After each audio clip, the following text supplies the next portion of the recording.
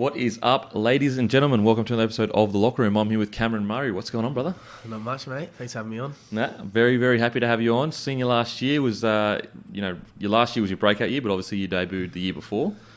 How's it been for you? Last year, it's a big year, and when it's all happening, it feels like it kind of just like comes to you in a rush, and it's just like you're along for the ride. But, explain to people what it's like to have a really big year where people start noticing you as a footy player. Yeah, it's I guess it's something special. You're making a name for yourself. You're playing good footy and you're doing what you love. But I kind of try and keep it simple, try and keep level head about it and stuff like that. So I don't know. I don't think I really ever sort of reflect properly on the moments of my career until I sort of retire, because I don't want to get too caught up in it all and stuff like that. So it's good that I had a decent season last year, but I'm looking to build off that this year and go one better. And so how's it been for you currently? Obviously Wayne Bennett, new coach, and he comes with this massive aura, like it's Wayne Bennett. Yeah. But you were saying earlier that you loved the vibe, the boys are enjoying it.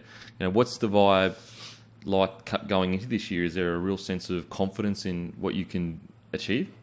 Yeah, of course, especially on the back of last season. Even though there was a bit of controversy and drama and stuff at the start of the season, it was a bit of a circus there. But everyone's really excited to have Wayne on board, and I know he's really excited to be here as well. So everyone's buying into the tactics or the stuff that he's implementing from his point of view and stuff like that at training. So we're working really hard and everyone's enjoying it, everyone's company, and it's a good feeling around training. What's the biggest difference you reckon? Obviously the training's a lot different. Yep. Wayne brings his own sort of style of coaching. Some of the existing staff try and implement similar stuff that we did last year because it was successful, and it kind of combines to sort of this completely new sort of program. So the training's probably a big difference, and that's probably the first thing that you'd notice. But obviously I don't know, the training, Wayne is a different coach to Seibs. But he's good. He has a laugh. He's good around the boys. And what was your first meeting like with him? Were you a bit nervous? Were you like, oh shit? Yeah, I was starstruck, to be honest. Like I am, still meeting some of the players that I watched growing up, or playing against them now. I'm pretty used to the players that play in my team now that I was watching growing up. But I was pretty starstruck. I shook his hand, but he was kind of making his way around the whole sort of room and shaking everyone's hands. So there wasn't a moment there where I had to sit down and talk to him. But have you had that moment yet where it's been just you and him? You're like, oh fuck. Oh no, actually, I'm pretty comfortable now. He's actually he's pretty cool to talk to, and he's got a lot of good insights into life and stuff. And I think that's it's hard for me to say. I've only been around him for a couple of months, but like your question before, what's the biggest difference? He's very, very. He loves to know what you're doing outside of footy, and he puts a huge importance on that. And he wants you to succeed off the field too. So he's a really good life coach, and he's he doesn't only teach you like the things to do on the field, but he teaches you what to do off it and how to be sensible and stay out of trouble and stuff like that. So all around, he's been really good so far. And for yourself, how are you feeling physically? Sometimes you can go into seasons a bit of niggle here, a bit of niggle there, but are you feeling really fresh this year? Yeah, I am. It's been a bit different. This is only my third pre-season I've done, and third year in the top grade, so I haven't had a hell of a lot of experience going into different pre-seasons, feeling differently or anything like that. But I had my first surgery in the off-season. I had a little clean out on my shoulder, so that's been a bit different this year.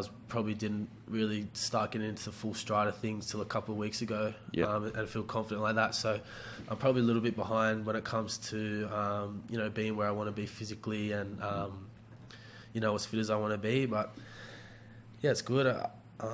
It's a long season, bro. Yeah, you know what I mean? Like, there's been seasons that, so I tell a lot of people this, like, that aren't footy, that aren't in the system, but there's been seasons where I've come back a mess. And so in the preseason, I'm still really good, but then there's been other preseasons, and I'll have an amazing year, like the best year I've ever had. And there's been other preseasons where I come back fucking topping everything, but I get to the season and my body's fucking just dying by the mid of the season. So it's that hard balance of like giving yourself a rest, but also being ready. Yeah, it is, and I struggle with that a lot too. Like I'm pretty competitive when it comes to training, and I want to be as fit as as fit as the top people. I want to be, I want to be sort of up there in the top 5, top 10 of every sort of thing, because then that gives me confidence going into games and stuff like that. So it's hard, like you said, it's hard to get that balance, and it probably comes with a bit of maturity and experience when you've been in the game for a long time. And the older boys don't struggle as much when it comes to coming back in different sort of shapes and fitness levels and stuff like that. So it's definitely something that so my shoulder this year has been good for me, because it's given me a different perspective and a different sort of approach to pre-seasons, and I think it's only going to be good, even though I'm struggling a little bit mentally, just to sort of build that confidence and be as confident as I want to be going into round one. But it'll be good for me, I think, in the long run. Yeah, I think that you'll find that, like, if you listen to the older boys, they're going to say to you, mate, everyone will say the same thing, it's a long season. And what they mean by that is, like, don't stress about currently, stress about don't even stress, just keep putting in everything you can when you can, and it'll take care of itself at the back end of the season. It's a fucking very long season. Oh my God. I used to get to the end of the season and be, bro, I need to get out of here. My head is off. So take us back to a young Cameron. Now, you got any nicknames or anything like that? A lot of people call me Camo. Take us back to at school they used to call me like Muzza, like, because my last name. Okay, Muzza. I get called Muzza. Muzza? Yeah, so I got a bit. All right, so Muzza. Take us back to a young Muzza just cruising around. Absolute terror, I'm sure. Nah, I was a good boy. Still am.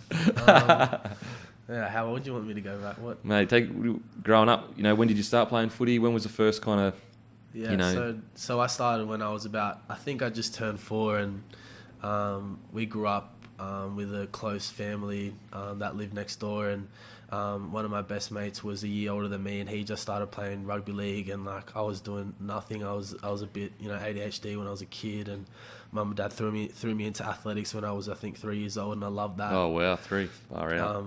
And I was just a big ball energy, and I wanted to play rugby league. Like my dad, he played as well, and so league was always on in the house growing up and stuff like that. I was watching. Probably John Sutton was still playing back then. So that's crazy.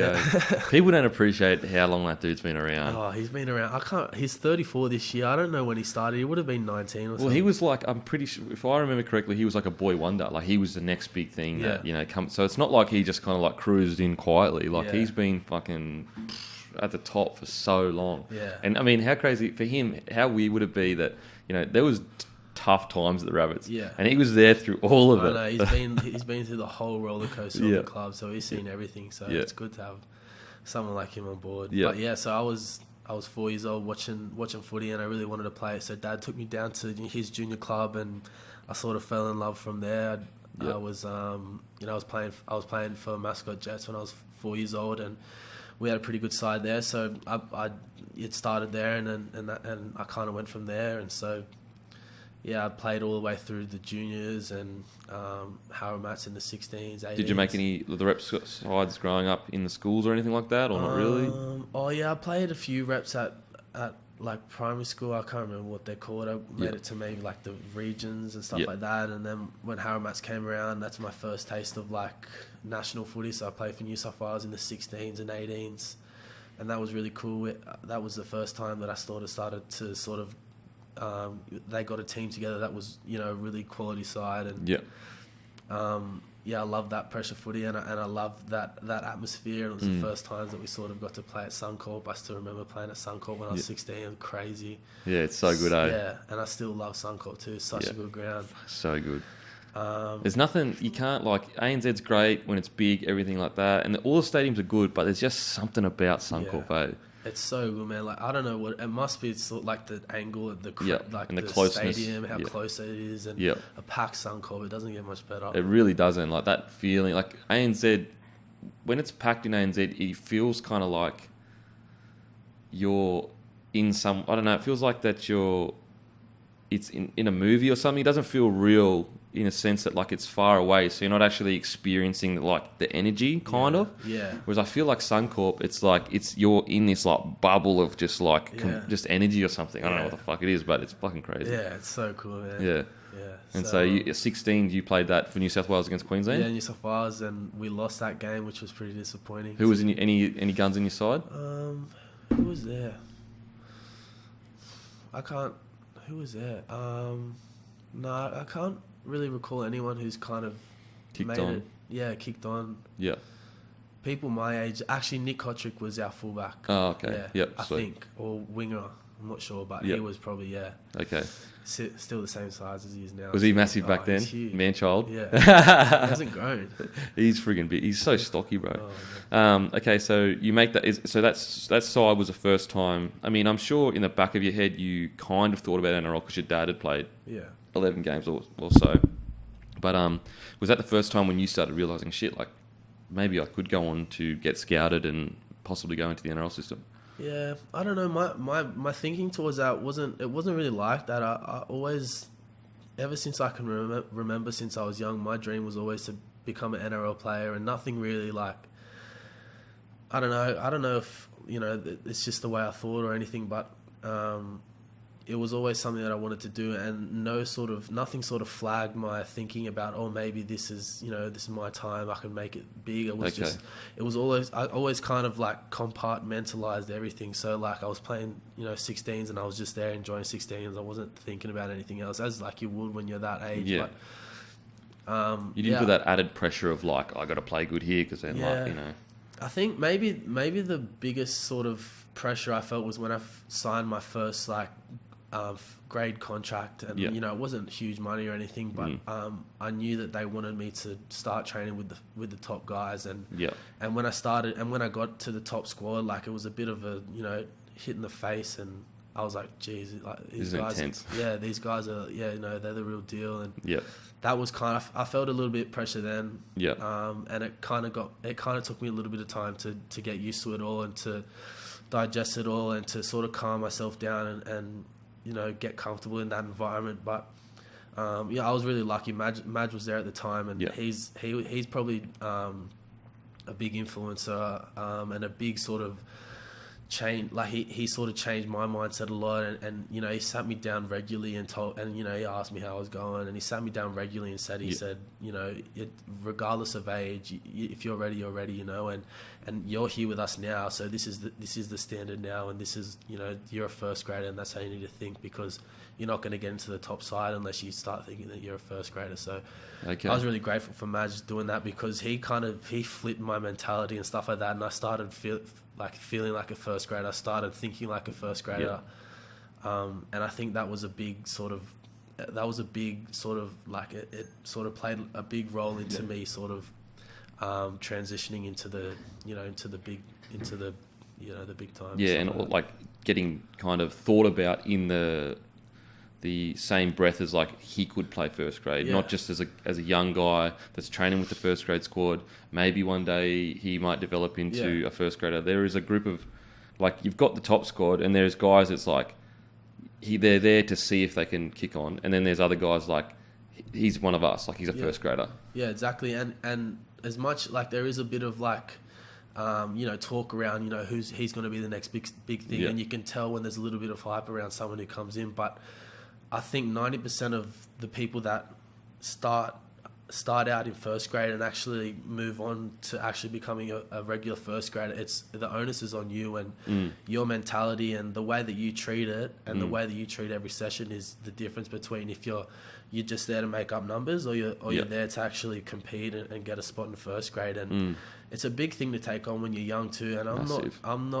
I've never really been one to be someone who's great at taking on challenges and great at being really mentally strong and taking that approach. But I was lucky. I had a lot of good mentors around me, and ever since I started going in part-time, I sat down next to Sam Burgess, and he was another one that sort of pushed me a lot and said, if you're ready, you're ready. And even looking back on his career, he was playing for his country when he was 18 years old. Crazy, eh? And stuff like that. So I was like, he's only human. He's got 2 hands like me. He's got 2 legs like me. Like the only difference between me and him is what's in between your ears, and Sam's probably he's a sort of standard when it comes to how mentally strong someone is, and how much mindset can play a role in how good a footy player you are and how good a person you are too. So 100%. I was really lucky. So Madge was kind of like the initial, I guess, fuel to be like, okay, I am a first grader here. Like, I'm not just a kid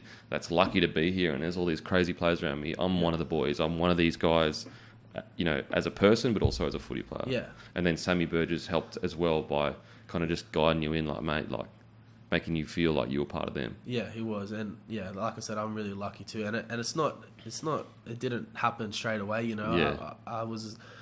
I was still that starstruck kid on day one that was like, Jesus Christ, these people are huge. Who do you remember the first person that you seen and you're like, what's it doing? I remember I was training like 1 or 2 days a week, part-time. Like I was still going to uni and stuff like that back then. And I don't think my mind was fully there until I sort of started talking to people like Madge and Sam. But I remember there was one wrestling session, and back when Madge was at South, he was a big believer in wrestle, and they used to do some huge sessions in the wrestle room, 1.5 hour slog sessions, just going crazy and just full running like hard out. And I remember one time, I can't remember who, I remember it was Zane Musgrove, and he was a bit of a rookie then too, but he was a lot bigger than, obviously he's a front row, a lot bigger than me, and he transitioned. He was on a bit of he transitioned a bit more when it comes to mentality and stuff like that, and he was kind of sort of on a level above me when it comes to his mindset in training for first grade. And I remember at one time, like, I'm pretty sure Dave Tyrrell ran straight at him in the restroom, and Zane flattened him out, and it was the biggest contact I've ever seen, and I was standing there like a little kid with his tail in between his legs. Yeah, and that's the stuff that sort of freaked me out a bit when I first went there, but yeah, after talking to Madge and Sam and stuff like that. So that intensity kind of like, whoa, I don't know if I'm ready for that intensity. Yeah. There was a lot of doubt, especially I transitioned really quick. I went from 18s one year to 20s. I played like 10 or so games in 20s, then I went straight to reserve grade. So it was a big step up for me. And then at the back end of reserve grade, I was training with the first grade squad. So it was a big transition for me, and it's something that I probably didn't have enough time to sort of get used to each level. Yeah. So that's a positive thing with 20s, is like the system, the training, everything's kind of similar. That's why it's good to have you there for like a year at least, because you kind of get a taste of like what the standard is to continue on, kind of thing. Yeah. So it's hard, but it's something that I think was beneficial for me, and it was something that I'm really grateful for, because I don't think it would have turned me into the player that I'm in today. So yeah, it was good. That's crazy. Like, I remember I was the same, bro. Like, I went to first grade and I was like, what the fuck is going on here? Yeah. Like, these guys are maniacs. And just they rock up and do it every single day. Like, it's every day that they're going as hard as anything. Yeah. I remember that was also a big thing for me, is just like seeing how professional you had to be, and after every training session, you go home and you're thinking about tomorrow, and you're thinking about your recovery, and everything is so professional and stuff like that, and you have to be really professional to sort of become a leader and become, to transition into the next level. And it's not just like you rock up to training and you train and then you go home and that's it, it's done. Like, being a first grader is like, no, your whole life is revolving around being the best version you could be when you rock up and when you leave, kind of thing. It is. Footy. I don't miss a preseason, that's for sure. So how did the contract come about to under 20s? How did you? So you went 10 games in under 20s. Yeah, something like that. I'm not sure. And so you signed a 4-year contract in 2015. Yeah. So how did that come about? Yeah. So I was in my last year of rugby at school. Yeah. And that was the year before I was off contract, so obviously I was in negotiation with South, and I was really enjoying my rugby at the time at Newington, and I actually Waratahs actually offered me a little contract there too, and actually I half consider it too, because I was really enjoying my rugby at Newington, and it was something that, even to this day I look back on, and it's one of the best times of my life, my last year at school. So schoolboy rugby's, it's crazy. I don't know if you've been to any games like that. It's pretty big though, eh? Oh, it's crazy there. Yeah. And we had like a sort of like a day where it's called Back to Newington Day, and everyone sort of rocks up. We've got stalls everywhere. It's like a full event. Yeah. And the last main event is the first 15, and there's a couple thousand people there and stuff like that. And we were actually playing for the premiership that day, and we scored a try in the last minute or something, and like everyone stormed the field. It was crazy. So it's one of those just moments that you dream of as a high school kid. Yeah, it was such a good time, and like I was enjoying it so much. I half considered it, but I thought to myself, and I thought I've always been a leaguey growing up, but it's something that I've always enjoyed, and I'm not rubbishing rugby union or anything like that, but I really wanted to make it in rugby league, and I really wanted to become the player that I wanted to become. So I was lucky that South offered me a 4-year contract, and I signed that at the end of school. And so how many years did Waratahs offer you? I think it was 3 years. 3 years. Yeah. So it was still a decent contract. Yeah, it was, and it was a decent contract, and you know, it's hard. It's hard for rugby union too, because they probably don't have the the capital, and they don't have the bargaining power that NRL does. Yeah. Because definitely not anymore. Like, not anymore. And it's hard because I feel for them, because I think a lot of rugby union pathways are channeled through private schools, because that's the biggest competition in the state is the GPS and the CIS and all that, and the CAS and all that stuff. Yeah. That's the biggest sort of pathways for a young kid, and not many people in the state can afford to go to a private school. Yeah, definitely. So they're stopping themselves from getting quality players in, because they're only getting kids that they're what's the word? They're shortening, or they're limiting themselves to.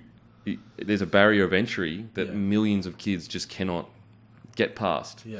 And so it's kind of like, well, how do you expect to get the same kind of talent that rugby league gets when rugby league is everything, everywhere? You can be at a public school that's the worst school in the country to the best school in the country, and Yeah, exactly. And I think that's the difference. Look, I'm not real educated in the area, so I'm probably not qualified to talk about there's nuances like and everything like that else that goes on. Yeah, so I remember when I was young, I remember I went to Lestrange Park to play for Mascot, and Dad took me there, and they said, off you go, straight in. It's a free sign up for the South Juniors. You get all your gear free and stuff like that. And all you have to do is go buy a pair of boots, and away you go. But Rugby Union, they charge a bit of money for like registration fees, and you charge a bit of money for clothing and stuff like that, and it just doesn't have that attractiveness that rugby league does, and it doesn't. Yeah, like I said, it probably doesn't have that bargaining power and stuff like that. So I'm not rubbishing rugby union at all. I think it's a great game, and I miss it. I miss playing schoolboy rugby. I really wish that I could go back and play a couple more games for Newington, because it was some of the best times of my life. But would you ever consider, like, obviously you're dedicated to the Rabbitohs and you love playing there, but is that something that maybe down the line? Yeah, I would keep my options open. I really enjoy rugby union, and like I said, it's something that I miss so much. So right now, and probably for the next couple of years, I think I want to stay in rugby league, and I want to do a few things, a lot of things in rugby league. Yeah. But I feel like if everything goes to plan, and I've left a legacy that I'm happy with, and a legacy in my career that I'm happy with to move on, then I would consider moving back into rugby union. Yep. Yeah. So it's more kind of like you've got things that you want to achieve here, goals that you want to achieve, and obviously you do enjoy being at the Rabbitohs, but also you do have a love for rugby union. Yeah, I do. I love both sports. Yeah. Yeah. And it's just, I'm a professional athlete now, and I play rugby league, but and that's where my commitment is, but I wouldn't rule it out. Yeah, no, definitely. I mean, you'd be crazy not to, especially when you've played both. Yeah. Okay, so you signed that contract, and was it the first year you went straight into first grade squad, or no? So 20s? The first year, I was 17 when I graduated, and my first year out of school, I played SG ball in the 18s. Yep. And I tried to do the uni and the SG ball stuff. So and I trained a little bit with 20s there too. So that's what I did in my first year. And that's kind of where it all sort of started. I wasn't in the first grade squad at all, but towards the end of the back end of the season, obviously the junior reps, they start pretty early in the year. They finish, I don't know when they finish, but it's pretty early. Yeah. And then I started playing a few games for the 20s. I started training with the 20s and stuff like that. And then I transitioned into the reserve grade squad, which was big for me because it was going from playing 18 to 20-year-olds to playing men, and yep. I'd never done that before, and it was a big step up for me. It was almost a bigger step up for me to go from 20s to reserve grade than it was from reserve grade to NRL. So Yep. it was big for me, and it was a good learning curve, I think. Yeah. Yeah, because like you're going like 20s to reserve grade, you're going from boys to men, especially in the forwards. Whereas like reserve grade to first grade, you're going from men to men, but just a bit more professional, really. Yeah. Yeah.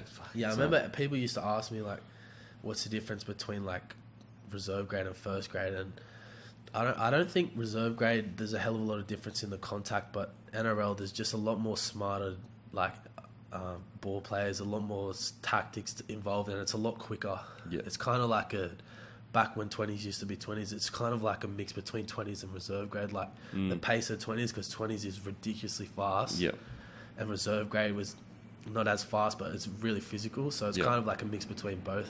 Sometimes I used to feel that reserve grade can actually sometimes be more physical, because it's slower, and like they're older forwards, they want to bash you, whereas like first grade sometimes it's so professional that they're like not trying to bash you because they want to win the wrestle and get you on your back. Yeah, exactly. Yeah. And so sometimes it can be more physical in reserve grade because they don't care about wrestle; they're just trying to rip your head off. Yeah, 100%. I agree with that.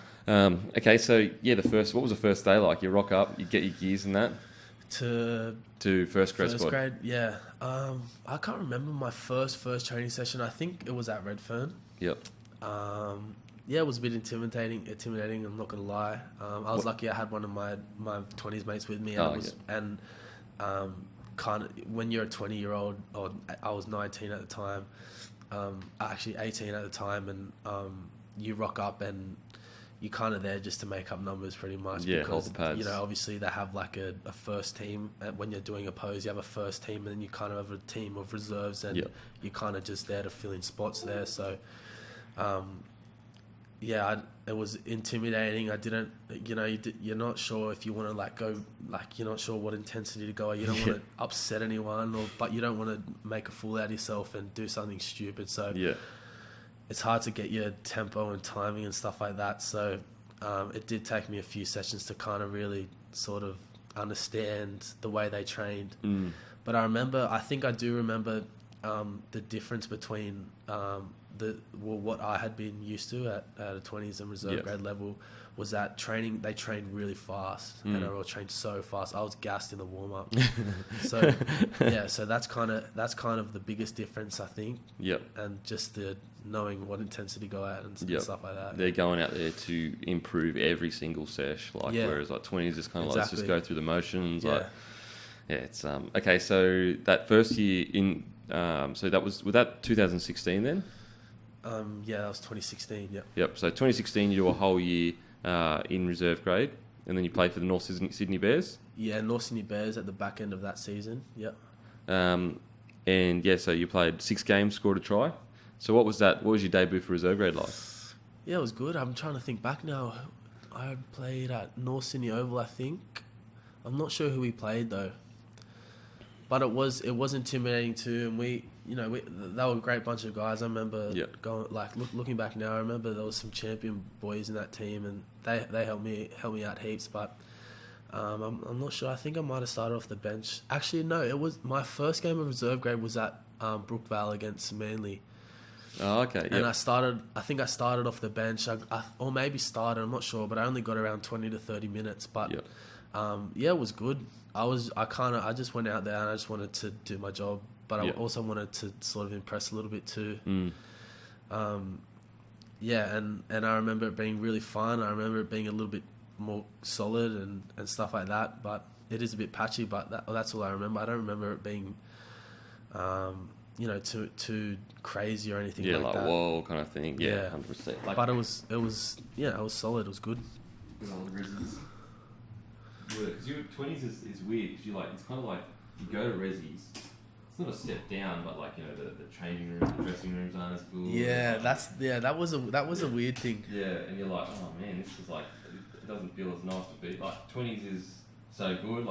The kit's all good, the strapping's all good. Some reserve grade teams, you've got to pay for your own strapping tape and stuff like that.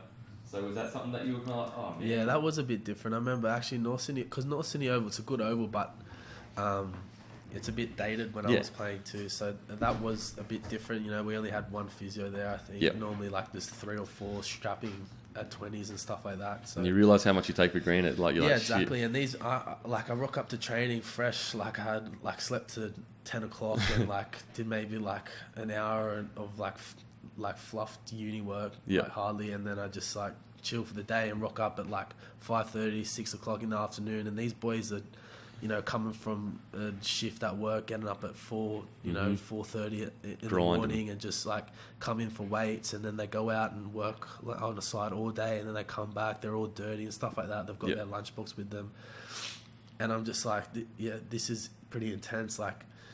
You know, they're the real battlers of the NRL, and 100%. And they're kind of, you know, they're the true working class. So, and without them, the game doesn't exist. You know, these guys love the game so much. Yeah, exactly. They wake up at 4:30, work their ring out for 10 hours, and then go get towed up at training. Exactly. Yeah, and they're getting paid nothing really. Yeah, nothing. Especially at North Sydney Oval, North Sydney Bears. They're not a hugely rich club, so some boys are coming from out west as well. So they've got an hour and a half commute back on the train. Sometimes we'd finish a session at 8:30. They wouldn't get home till 10. They have to cook dinner and stuff, and then they're getting back up at 4 o'clock the next day. It's crazy. And they're just doing it. They just don't complain. They're just sweet, all good. It's crazy. So I learn a lot from those boys too. Like you say, you realise how grateful. Yeah, you learn also you know, how fortunate and privileged you are. Don't get me wrong, you've worked your ass off to get where you are, but at the end of the day, there's only 10% of talent separating you from them, or maybe an injury here or bad decision here, and yet look at their life compared to how lucky you are, kind of thing. We are so lucky. I feel like a lot of NRL players kind of forget that a bit too. You know, especially for me, I've had it really good my whole life. I went to good school, got a good education, and transitioned straight into almost a full-time gig after school, and I've been there ever since. So I haven't really, you know, felt or been a part of that grind before. So it's good. It's a good good thing. It's a good thing to humble you. It's good to it's a good thing to see and transition from there into the NRL. It kind of keeps you grounded and makes you work harder for what you really want in life. And did they tell you why you were going from 20s to reserve grade? Did they say they wanted you to play with men, or they just put you there? Well, not really. I think they just threw me in, see how I go. See how you go. Yeah. And I struggled the first couple you know, games. I wasn't great. I was a lightweight. I was getting thrown around a bit. My fitness probably wasn't there as well, so I struggled the first couple games, and they were hard too, because I didn't really know if, you know, kind of doubt yourself a little bit 100%. too. 100%. You're if I can't mix it here, how am I going to mix it in first grade? Exactly. So it was hard, but something that I think I needed to go through to get where I am today. Okay, so that first year goes by, and all in all, pretty solid year. You know, you're 19 years old, you get into reserve grade. The next year, you're the first grade squad, 2017. So by round 8, you made your debut. Did you play any of the trials or anything like that? Yeah, so I played a trial out at Campbelltown, I think against West or something like that, or Manly.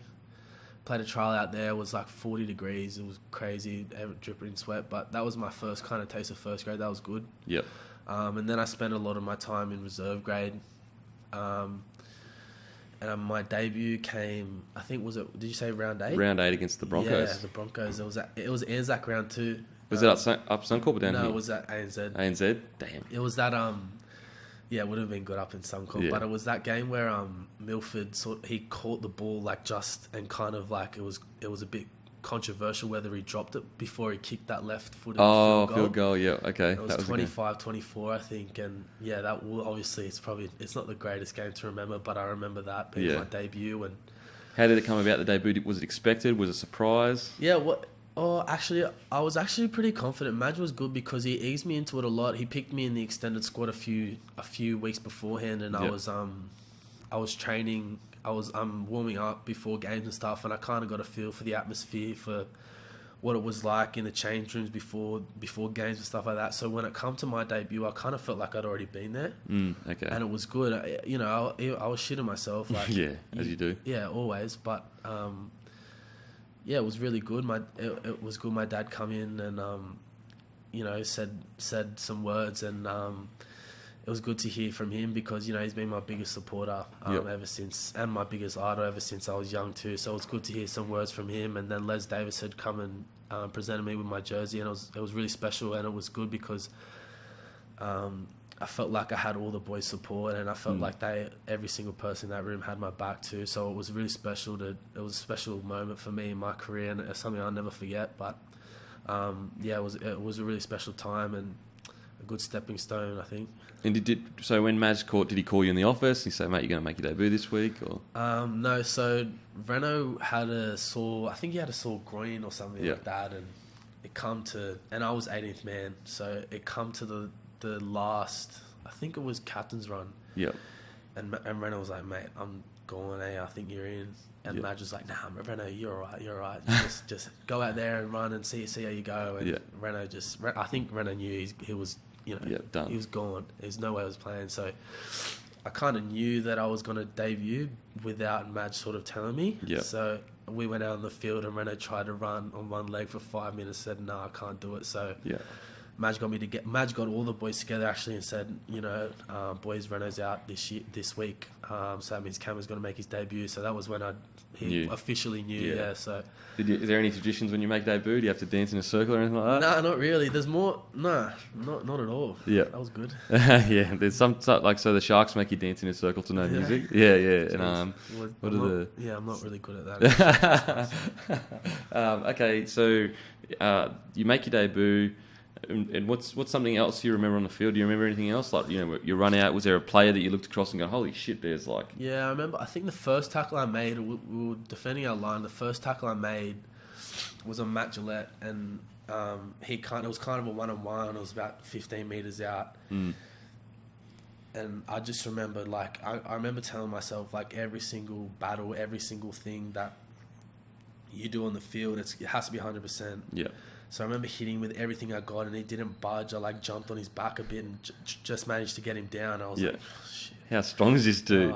And so, like, from then I thought it was going to be tough, but I got eased into it a lot, and it was good. Yeah. Yeah, it's crazy how like you don't realize it. Like you may be used to coming through the grades. You're like, when I put 100% into a hit, I usually come out on top. Yeah. Whereas in first grade, everyone's as strong. Like everyone is.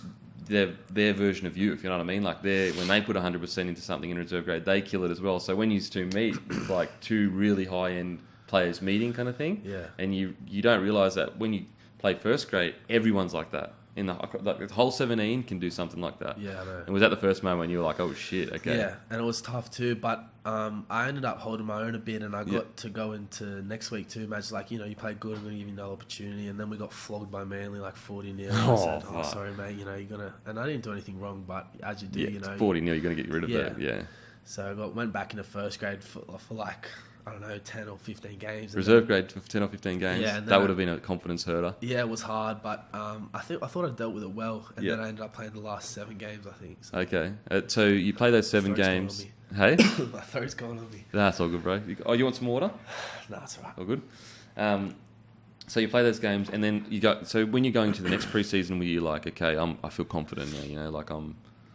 Yeah, I was, and all I wanted to do was just do one better than last year, and I played a few good games at the back end of the year, so I knew what I could do, and my confidence was there. I just knew that I needed to get my fitness up, so I think I did all right in that preseason, and you know, round 1 came around, and I was there from there, so it was good.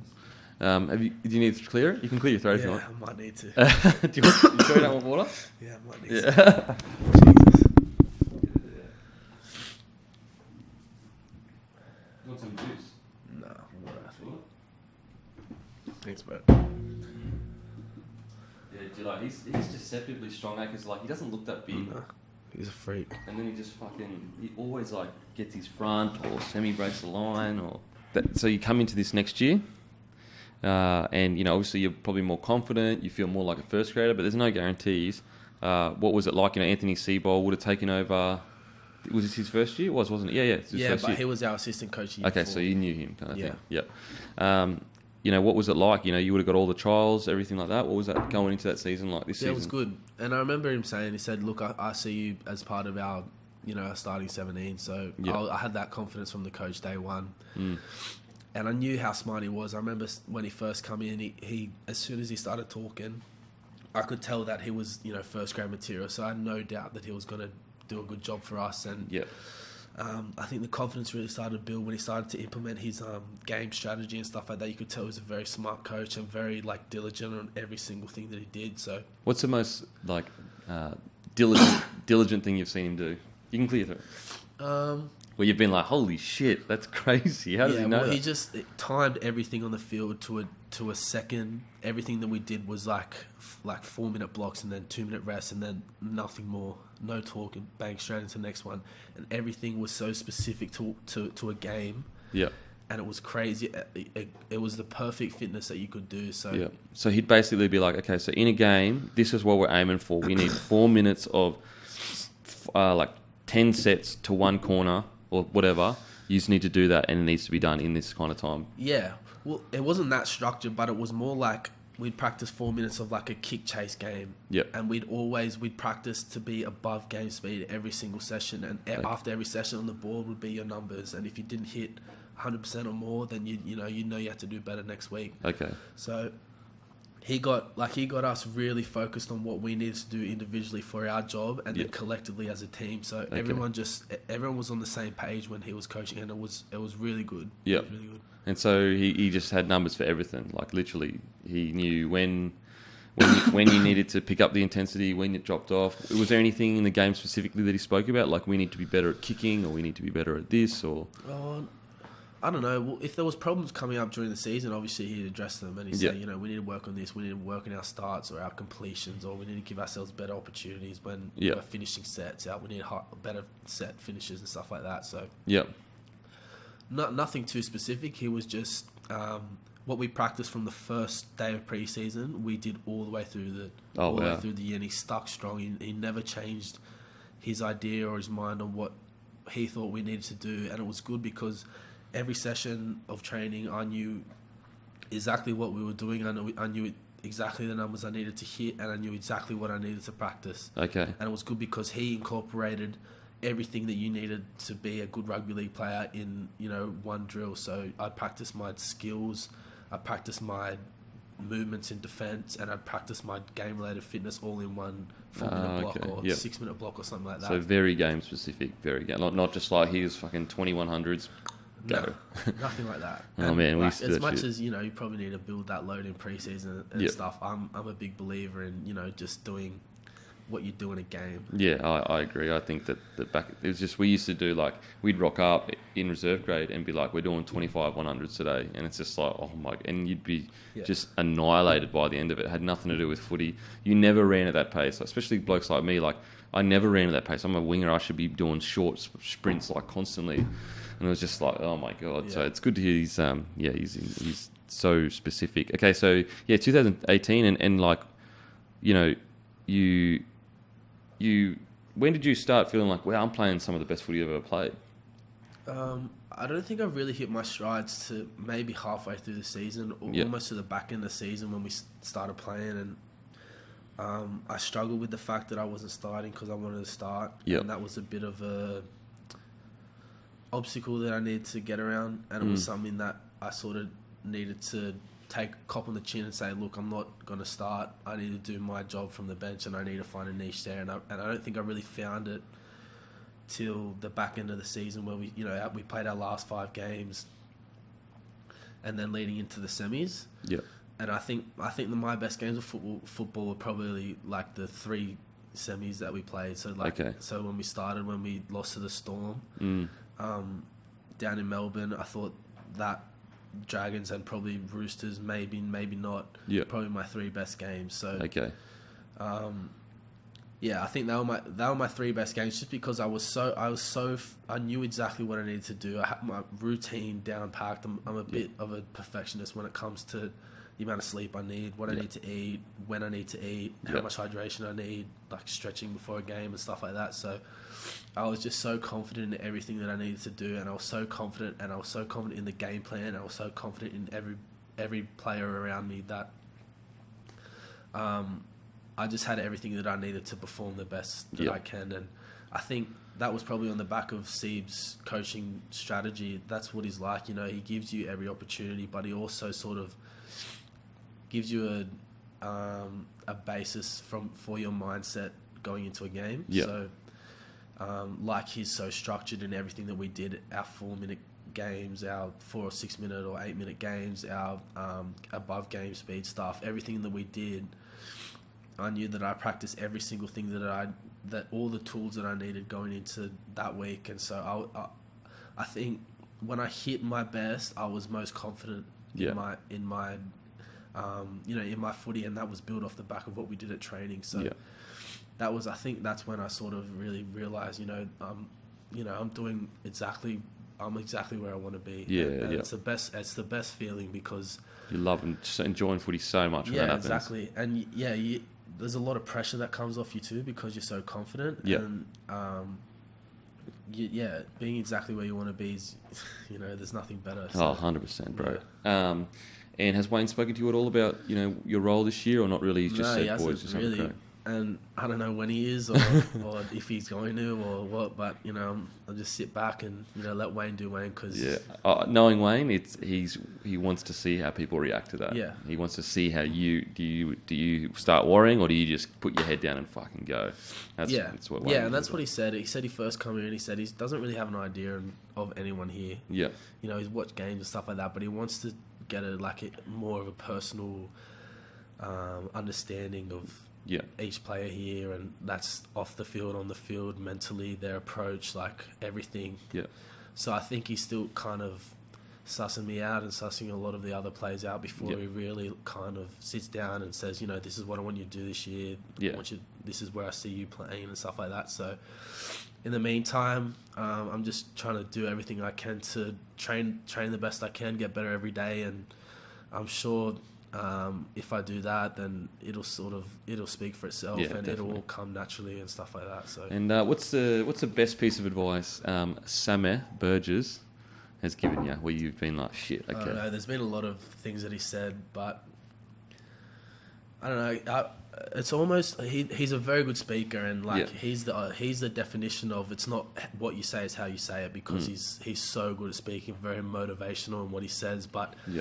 I think the best advice that Sammy's given me is not something that he's said to me, but his actions towards something, and that's probably been on the field. His mentality, he's so competitive, and he does whatever it takes to win. So having a role model like that it's so I'm so grateful to be in the position I'm in, to be learning under a future great, especially him, like Sato, Greg Inglis, and stuff like that, Dan Gagai, people like that.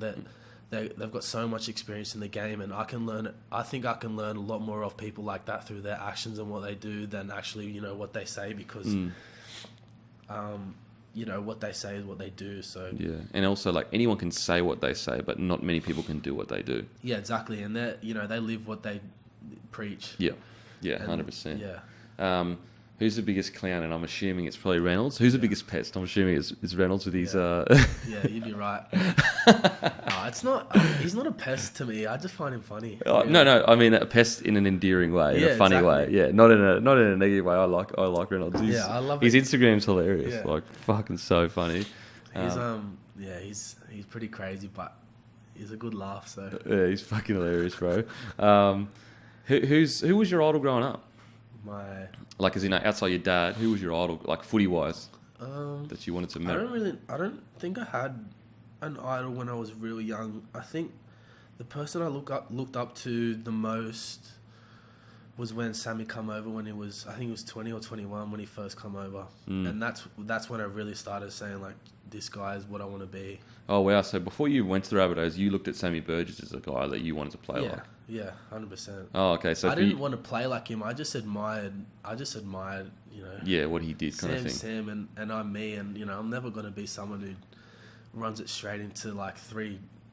giants. Yeah, or does something freakishly like he does, like the shots he does and stuff like that. So, but I just admired, and even more so now, I admired his mindset and his mentality, and how he deals with things and everything. He's someone that I've looked up to before I got to know him, and he's someone that I look up to more even now that I actually know him as a person too. Do you remember that first meeting? You're like, holy shit.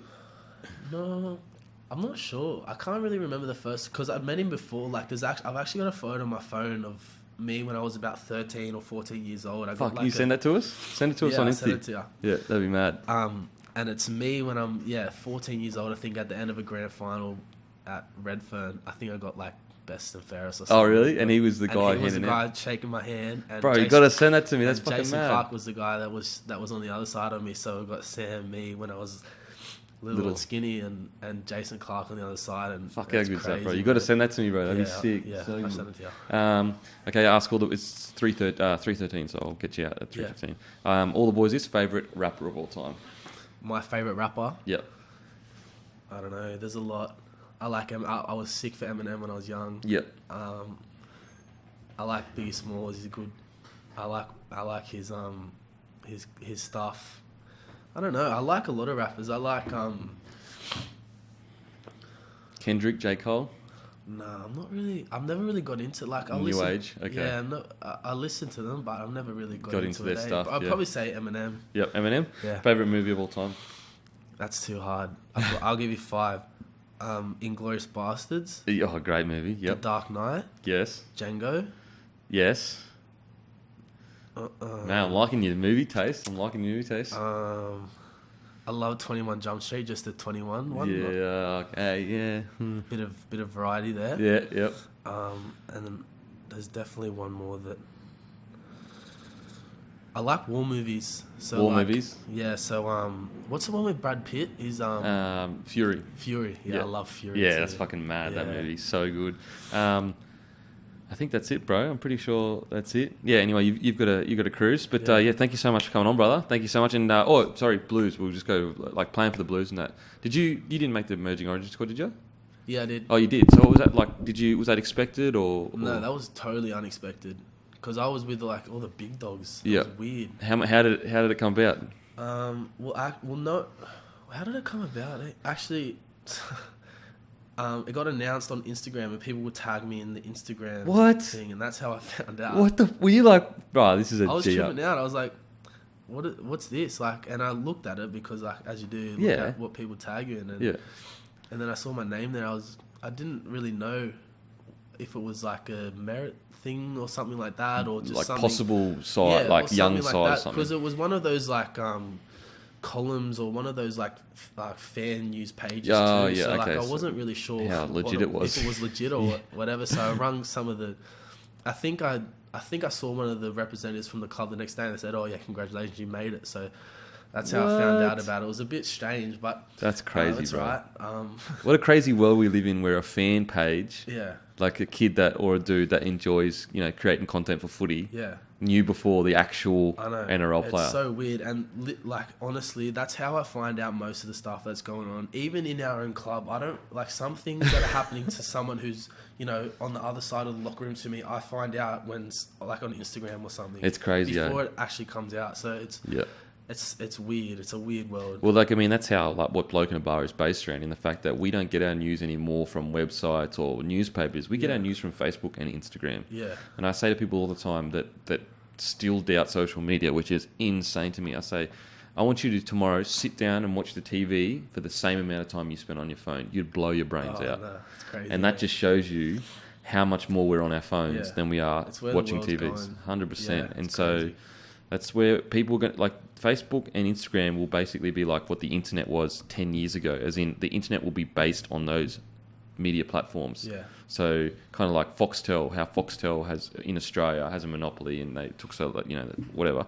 They provide programming. It's kind of like Instagram and Facebook. They will provide the content for the internet. Facebook, Instagram, and YouTube. So that anyway, we're going down a rabbit hole here. No, you got to get out of here. You got to get out of here. When you went into the new emerging squad, what was that like for you? Getting the Blues kit, fucking meeting Brad Pitt. Weird. Yeah, it was crazy. So we didn't actually do much. We pretty much just sat down, had a chat to everyone that was around there. Then for me, I sat down at the I think it wasn't at the headquarters because that hadn't opened yet at ANZ.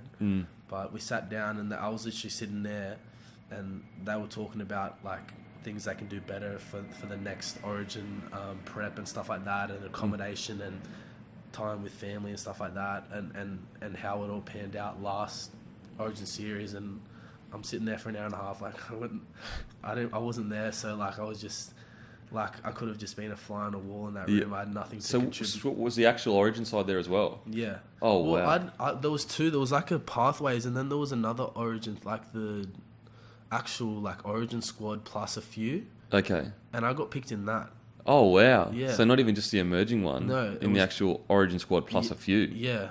Oh my god. So you did the whole camp, like you were with it for those few days with the no, boys. there was actually no. So I didn't go up to Coffs Harbour or wherever they went. I was there for the one at ANZ Stadium. Yep. And that was, we didn't train at all. We did nothing. We did a little bit of video about the like morals and New South Wales standards and as you do when you go into like a new sort of environment. And then we just went and saw a movie and had dinner and went Were home. you wigging out? Were you like, what the I felt out of place. Yeah. But I mean, you shouldn't feel out of place. Yeah. You're there. So it's something that I'm gonna have to, if I sort of hit the goals that I want to get, and it's something that, that's sort of the next sort of stage for me in my goals and in my future plans as an NRL player. And do you come off contract this year? No, so I just signed an extension for 2 years. Like what, the last week or two? No, it's like a month or so. 2 months ago, maybe. 2 months ago. Okay, you signed a 2-year extension. Okay, cool. So I've got next year and then 2 years after that. Oh, so all right. So 3 years. 3 years from now. So who was the biggest person that you're like, fuck, that's such and such in the Blues camp? I don't know. Just all of them. Fuck. Yeah, all of them. I'm actually getting a lot better now. I used to be real starstruck around people like that, but now it's just like, to me, it's just the boys. You know that they're the boys, just like the boys of your club. Yeah, exactly. Yep. So I'm better. I'll let you go, bro. You got to get out of here. But yeah, thank you so much, Cunham, brother. And I hope you crack that New South Wales side and have a good year and you guys kill it and all that good stuff. No worries. Thanks, mate. Appreciate it. Boom. Dunskies, bro.